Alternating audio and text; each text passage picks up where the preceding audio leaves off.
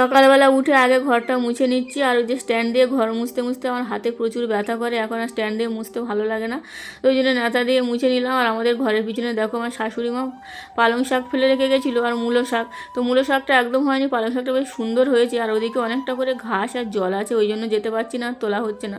তো যাই হোক, এখন এই যে আমার একটা দিদি এসেছিলো আমাদের বাড়িতে, তো ওই বই দিয়ে গেছে, ওই প্রাইমারি, তো বইগুলোর অবস্থা দেখো, উপরে কভারগুলো তো পুরো নষ্ট হয়ে গেছে, ভিতরটা মোটামুটি ঠিক আছে।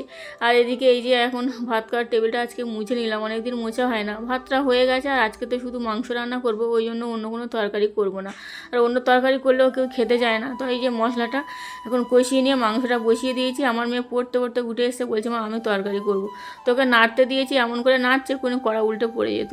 তো এদিকে এসেছি ঘরে বিছানা গোছাতে, তো এখন ব্ল্যাঙ্কেটগুলো গুছিয়ে নিলাম। আর মেয়েদের খিদে পেয়েছে, তো ওই জন্য কষা মাংস এখন তুলে নিচ্ছি। তো আমরা এখন 3 জনে খেয়ে নেব।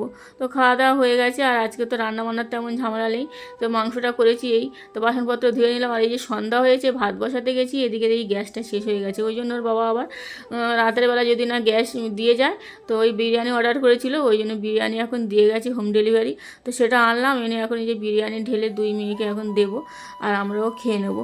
এদিকে খাওয়া দাওয়া হয়ে গেছে, দেখো 2 মেয়ের কাণ্ড। আমার ছোটো মেয়ে এত দুষ্টু, ওর দিদিকে আগে মারবে আর চুল ধরে কেমন করে টানছে, আর শেষে ও কেঁদে জিতে যাবে।